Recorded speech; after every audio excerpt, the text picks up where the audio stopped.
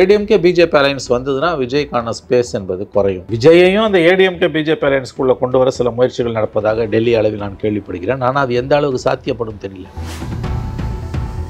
50 சீட்டு கூட 60 சீட்டு கூடலாம் கேட்க மாட்டாங்க. அதுக்கெல்லாம் வாய்ப்பே கிடையாது. அப்போ கூட்டணியாக உடையும். இவ்வளோ பிறகும் மறுபடியும் எடப்பாடி இறங்கி வராருன்னா அது பிஜேபிக்கு பெரிய லாபம். டிஎம்கேக்கு டீலிமிட்டேஷன்றது இனிமேல் செட் ப்ராப்பர்ட்டி. இதை வச்சு எவ்வளோ தூரம் வண்டியை ஓட்ட முடியுமோ ஓட்டணும்னு பார்ப்பாங்க. அவருக்கு சிக்கல்கள் இருக்குது, அவர் மீதும் வழக்குகள் இருக்கின்றன, அதுலேருந்தும் அவர் தப்ப வேண்டும். ப்ளஸ் அலையன்ஸுக்கு பிஜேபி கழுத்தை நெரிக்குது. பாமகவை உள்ளே சேர்த்துக்க வாய்ப்பு இருக்குங்க. ஏடிஎம்கே பிஜேபி அலையன்ஸ் வந்ததுன்னா கண்டிப்பாக இம்மீடியட்டாக பாமக உள்ளே சேர்த்துப்பாங்க. தேமுதிகவை அவங்க சேர்க்க மாட்டாங்க எனக்கு தெரிஞ்சு. ஏன்னா பிரேமலதாவோட டிமாண்ட்ஸ் ரொம்ப அதிகம். அதனால் அவங்களை கழுத்தை நெரிச்சு அலையன்ஸு கொண்டு வந்தால் அது அவங்களுக்கு லாபம். அந்த வின்னிங் பர்சன்டேஜ் ஆமாம், அவங்களுக்கு லாபம். தேமுதிகவுக்கு ஒன்றுமே கிடையாது. தேமுதிகவோட ஓட் பர்சன்டேஜ் லெஸ் தான் 1%. தவறான விஷயம். சபாநாயகர் இப்படி பேசுவது மிக மிக தவறு. அரசாங்கத்தோட பிரதிநிதி கிடையாது அவர். Is not part of the government. இப்போ சீமான் போன்றவர்களோட நிலைமை என்ன ஆகும் அப்படின்ற ஒரு கேள்வி இருக்குல்ல. இப்போ பதில் சொல்ல முடியாது தம்பி. ஏடிஎம்கே பிஜேபி தலைமையில் ஒரு அலையன்ஸ் உண்டாயிடுச்சுன்னா கண்டிப்பாக இன்னைக்கு ஊசலாட்டத்தில் இருக்க பல பிராந்திய கட்சிகள் தனி கட்சிகளுக்கு போயிடும்.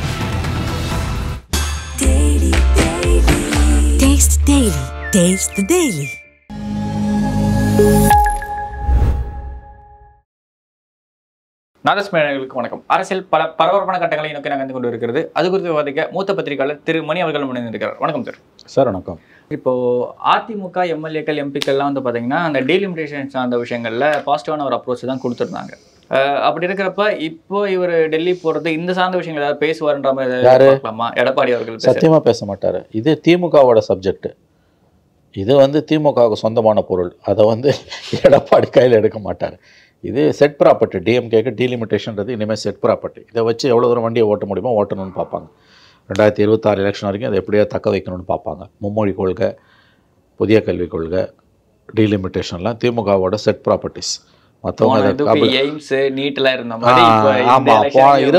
வண்டியை எய்ம்ஸை வச்சும் நீட்டை வச்சும் ஓட்டினாங்கல்ல, அந்த மாதிரி இப்போ மும்மொழி கொள்கையை வச்சும் டீலிமிட்டேஷன் வச்சும் ஓட்டுறாங்க. கரெக்டாக சொன்னீங்க. எடப்பாடி அதெல்லாம் தொடமாட்டார். அவர் பிரச்சனை வேறு. அவருக்கு சிக்கல்கள் இருக்குது, அவர் மீதும் வழக்குகள் இருக்கின்றன, அதுலேருந்தும் அவர் தப்ப வேண்டும். ப்ளஸ் அலையன்ஸுக்கு பிஜேபி கழுத்தை நெரிக்குது. அதுக்கு கிட்டத்தட்ட அவர் அடிப்பணிந்து விட்டார் என்று தான் நான் பார்க்கிறேன். Okay sir. ஆனால் இப்போ இந்த அலையன்ஸ் அப்படின்னு போச்சுன்னா பிஜேபிக்கான மேஜர் ரோல்ன்றது இருக்குமா, இல்லை சைலண்ட் பார்ட்னராக பிஜேபி ஆக்ட் ஆகுமான்னு ஒரு கேள்வி இருக்குல்ல. இந்த ஷீட் ஷேரிங் சார்ந்த விஷயங்கள்லாம் பிஜேபி நான் தான் பெரிய கட்சின்ற அளவுக்கு ஒரு உருவத்தை பின்பத்தை காட்டிகிட்டு இருக்கு. இப்போ ஷீட் ஷேரிங்லேயே உங்களுக்கு அது பிரச்சனையாக நிற்கும்ல ஏடிஎம்கேக்கு. கண்டிப்பாக அது ஒரு சிக்கல் தான். ஆனால் அதை கூட்டணி வேணும்னு முடிவு பண்ணிட்டாங்கன்னா சமாளிச்சிடுவாங்க. கூட்டணி வேணும்னு கொள்கைகளில் முடிவு பண்ணிட்டா பிஜேபி எவ்வளோ பெரிய டிமாண்ட் வச்சாலும் அதை சமாளிச்சிருவாங்க. பிஜேபியும் இவங்களால் முடியாத டிமாண்டை வைக்காது. இன்றைக்கி எடப்பாடி வந்தால் போதுன்ற நிலைமையில தான் பிஜேபி இருக்குது. ஆந்திராவில் ஜெகனை காலி பண்ணால் போதும்னு சொல்லிட்டு டிடிபிக்கும் பவன் கல்யாணுக்கும் சப்போர்ட் கொடுத்து இது பண்ண மாதிரி அந்த மாதிரி திமுகவை காலி பண்ணுறதுக்கு எடப்பாடி கூட எந்த காம்ப்ரமைஸ்க்கும் பிஜேபி போகும். பெரிய அளவுலலாம் அவரை தொந்தரவு பண்ண மாட்டாங்கன்னு நான் நினைக்கிறேன். எடப்பாடி ஆமாம், 50 சீட்டு கூட 60 சீட்டு கூடலாம் கேட்க மாட்டாங்க. அதுக்கெல்லாம் வாய்ப்பே கிடையாது. அப்போ கூட்டணியாக உடையும். இவ்வளோ பிறகும் மறுபடியும் எடப்பாடி இறங்கி வராருன்னா அது பிஜேபிக்கு பெரிய லாபம். பிஜேபிக்கு பெரிய லாபம். ஆகவே அந்த மாதிரியான வாய்ப்புகள் நீங்கள் சொல்வது போல கழுத்தை நெரிக்கிற வாய்ப்புகள் தேர்தலுக்கு முன்னால் கிடையாது. ஒருவேளை இந்த கூட்டணி ஜெயிச்சா. ஆனால் இந்த கூட்டணிக்கு இப்போ வெற்றி வாய்ப்பு இருக்குன்ற பட்சத்தில் பாமகவும் தேமுதிகவும் அதை கையில் எடுத்துப்பாங்கல்ல. ஆல்ரெடி விஜயகாந்த் அந்த அனுதாபங்களை ஒரு பக்கம் பிரேமலதா கையில் எடுத்துக்கிறாங்க. பாமக பார்த்தீங்கன்னா பெரிய இல்லை, பாமகவை உள்ளே சேர்த்துக்க வாய்ப்பு இருக்குங்க. ஏடிஎம்கே பிஜேபி அலையன்ஸ் வந்ததுன்னா கண்டிப்பாக இம்மீடியட்டாக பாமக உள்ளே சேர்த்துப்பாங்க. தேமுதிகவை அவங்க சேர்க்க மாட்டாங்க எனக்கு தெரிஞ்சு. ஏன்னா பிரேமலதாவோட டிமாண்ட்ஸ் ரொம்ப அதிகம். ஓகே. அதனால் அது அவங்களுக்கு அங்கே கெமிஸ்ட்ரி ஒர்க் அவுட் ஆகலை. ரெண்டாவது வாக்கு வங்கிங்க. இப்போ பாமக 5% ஓட் பேங்க் இருக்குது. அதனால் அவங்களை கழுத்தை நெரிச்சு அலையன்ஸு கொண்டு வந்தால் அது அவங்களுக்கு லாபம். அந்த வின்னிங் பர்சன்டேஜ் ஆமாம், அவங்களுக்கு லாபம். தேமுதிகவுக்கு ஒன்றுமே கிடையாது. தேமுதிகவோட ஓட் பர்சன்டேஜ் லெஸ் தான் 1%. 0.5% மேலே இருக்கும். அவ்வளோதான் என்னை பொறுத்த வரைக்கும். அது நெக்லிஜிபிள். அது வச்சுலாம் பிஜேபி நம்ப மாட்டான். பிஜேபி ஏடிஎம்கே 2 பேருமே அதை நம்ப மாட்டான். ஒரு லிமிட்டட் சீட்ஸ் ஆஃபர் பண்ணுவாங்கங்க, ப்ளஸ் பணம் கொடுப்பாங்க. ஆனால் ரொம்ப அதிகமாக பணத்துக்கோ தொகுதிக்கோ ஆசைப்பட்டிங்கன்னா they will be given marching orders. அடுத்த தேர்தலில் அப்படி பார்த்தா திமுக அதிமுக 2 கூட்டணியுமே இல்லாமல் தேமுதிக தனித்து விடப்படலாம் 21 இருந்த மாதிரி. ஓகே. ஆனால் திமுக நீங்கள் குட்டி குட்டி கட்சியை கூட சேர்த்துக்கணுன்றதுனால சேர்த்துக்க விரும்பலாம். நான் இல்லைன்னு மறுக்கல. ஆனால் அப்படி சேர்த்தா அவங்களுக்கு எவ்வளோ சீட்லாம் கொடுப்பாங்க? எங்கே இருக்குது 39 சீட்டில் இடம் எங்கே இருக்குது இல்லையா? அதனால் அது அவ்வளோ சுலபமானது என்று நான் கருதவில்லை. பட் இன்றைக்கி எடப்பாடியோட இது டெல்லிக்கு போகிற ஸ்டேட்மெண்ட்டு ரொம்ப முக்கியமான ஸ்டேட்மெண்ட்டு. இது பாலிடிக்ஸ், கம்ப்ளீட்டாக பாலிடிக்ஸ். தனக்கு எதிரான இங்கே வந்து தன்னை இன்னும் ஸ்டெபிலைஸ் பண்ணிக்கிறதுக்கு எடப்பாடி இதை பயன்படுத்தலாம். நிச்சயமாக ஒரு ஒன்றுபட்டவர்களை பிரிஞ்சு போனவங்களை சேர்த்துக்க விரும்ப மாட்டார். அதே நேரத்தில் இந்த அழுத்தத்தை தாங்க முடியாத காரணத்தால் அவர் ஒப்புக்கொள்ளலாம். அதிமுக பிஜேபி கூட்டணி உருவாவதற்கான வாய்ப்புகள் கனிந்து வருவதாகத்தான் நான் பார்க்கிறேன். எடப்பாடியோட நிலைப்பாட்டில் மாற்றம் இருப்பதாக நான் உணர்கிறேன். ஆனால் ஓபிஎஸ் சசிகலா தினகரனை அவர் சேர்த்துக்கொள்ள மாட்டார் என்பதுதான் என்னுடைய அவதானிப்பு. Okay sir. இன்னும் வேறு எந்தெந்த கட்சிலாம் சேர்றதுக்கான வாய்ப்பு இருக்குன்னு நினைக்கிறீங்க? அந்த 19 அலையன்ஸே வந்துருங்க. அப்படியே ஏடிஎம்கே பிஜேபி வந்ததுன்னா 19 இருந்த தேமுதிக பாமக, ஏன்னா 21 தேமுதிக இல்லை, மற்றபடி எல்லா அலையன்ஸ்லையும் அவங்க இருந்தாங்க. இப்போ ADMK BJP DMDK PMK, Puthiya Thamizhagam, GK. Vasan, Pariventhar, okay, AC Shanmugam, இந்த மாதிரியான ஒரு டீமை வச்சு அவங்க ஜாயின் பண்ணிட்டேன். அது ஒரு வலுவான மேட்சாக தான் இருக்கும். கண்டிப்பாக அது ஒரு வலுவான மேட்சாக தான் எனக்கு இருக்கும். டிஎம்கே பக்கம் டிஎம்கே அலையன்ஸ் ஸ்ட்ராங்காக நின்று விஜய் தனியாக நின்னாலும் கூட வந்து கண்டிப்பாக வந்து இப்போ நம்ம பேசின அந்த அலையன்ஸ் வந்துன்னா that will be a strong alliance. BJP ஃபேக்டரால் கம்ப்ளீட்டாக votes, secular votes, Muslim votes திமுகவை விட்டு ஏடிஎம்கே விட்டு திமுகவோட போயிடும். ஏடிஎம்கே பிஜேபி அலையன்ஸ் வந்தால் பிஜேபி இல்லாமல் ஏடிஎம்கே எதுனா ஜெயிச்சுன்றாங்க. எனக்கு என்னமோ அதில் உறுதியாக ஒரு ஸ்டாண்டு எடுக்கிறது கடினமானதாக இருக்குது. ஏன்னு கேட்டிங்கன்னா வந்து பார்லிமெண்ட் எலெக்ஷனில் பிஜேபியோடு சேர்ந்ததுக்காக திமுகவை மக்கள் ஏடிஎம்கேவை பனிஷ் பண்ண மாதிரி 21 பண்ணலை. உங்களுக்கு தெரியும், பார்லிமெண்ட் எலெக்ஷனில் 13 சீட்டு ஜெயித்தாங்க.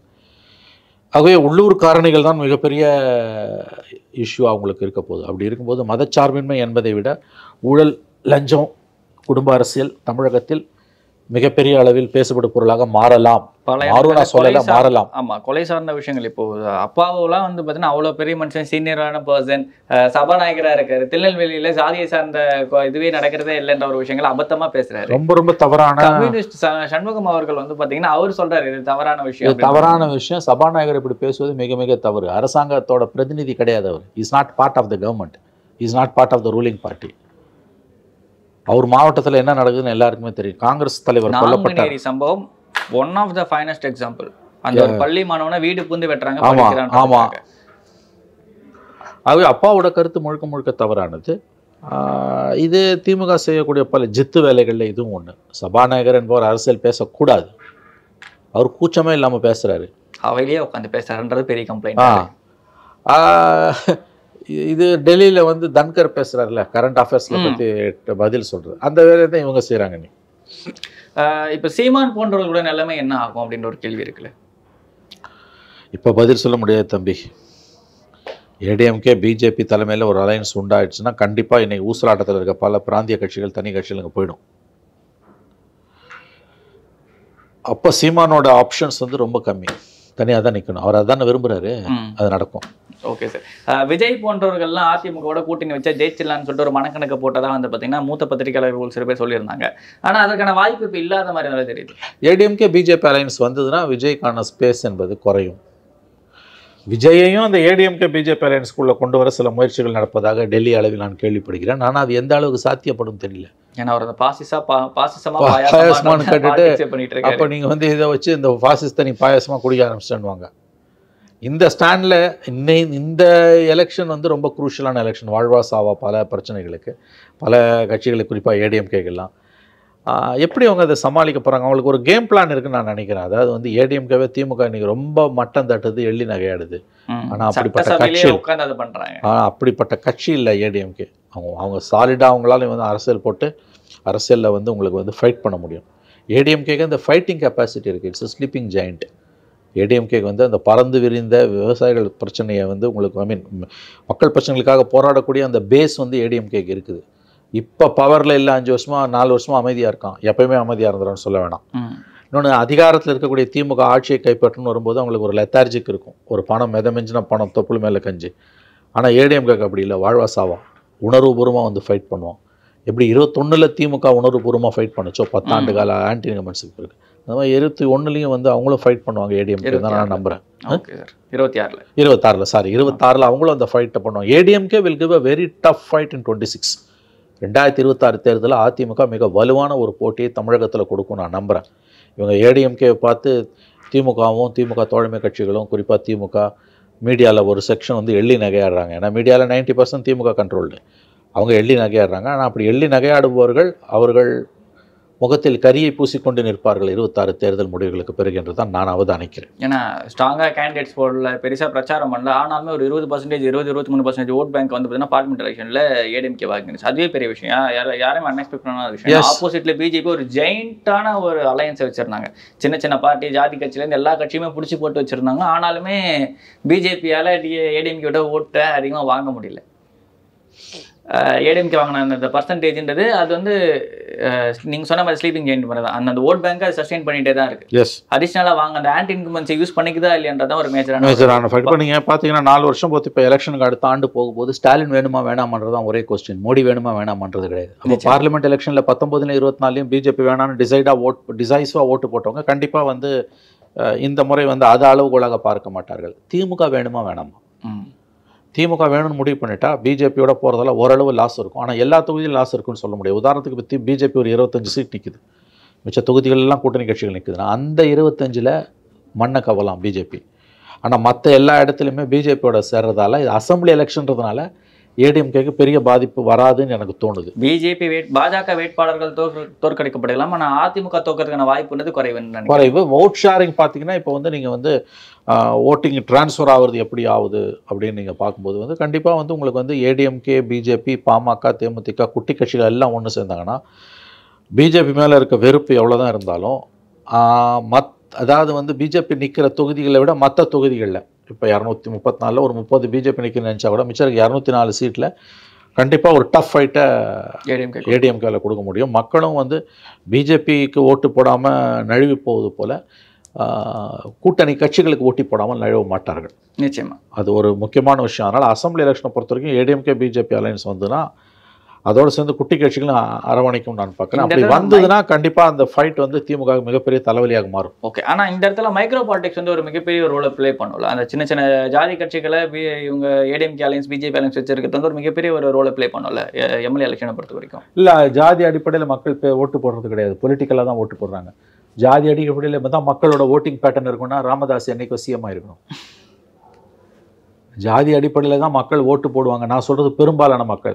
நிச்சயமாக ஒவ்வொரு தொகுதியிலும் ஒரு டைனி பர்சன்டேஜ் 2%, 3% வேணால் வந்து ஜாதி அடிப்படையில் போடலாம். மற்றபடி மெஜாரிட்டி ஆஃப் த பீப்புள் பொலிட்டிக்கலாக தான் ஓட்டு போடுறாங்க. ஆமாம், திமுக வேணும்னு நினைக்கிறவன் எல்லா ஜாதியிலும் இருக்கான். பிராமின்ஸ் எவ்வளோ பேர் திமுக ஓட்டு போடுவாங்க எனக்கு தெரியும் இன்றைக்கும். அது அண்ணா காலத்துலேருந்து வழியாக வர நிலைமை அது. மற்றபடி உங்களுக்கு வந்து அவ்வளோ சீக்கிரமாக அவங்க வந்து போட மாட்டாங்க. அதாவது வந்து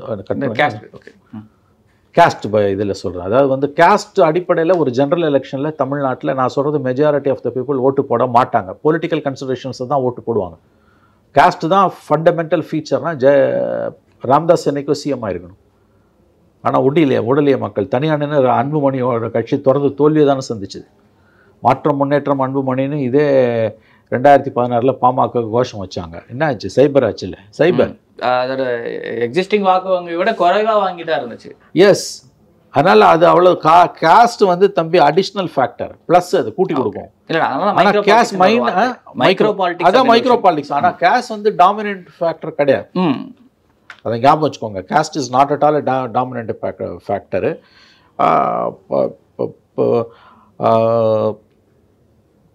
எலெக்ஷன்ஸில் வந்து மக்கள், நான் மறுபடியும் சொல்கிறேன், கேஸ்ட்டை பார்த்து, நான் சொல்கிறது பெரும்பாலானவங்க மெஜாரிட்டி ஆஃப் த பீப்புள் கேஸ்ட்டெல்லாம் பார்த்து ஓட்டு போடுறது கிடையாது, கட்சியை பார்த்து ஓட்டு போடுறோம்.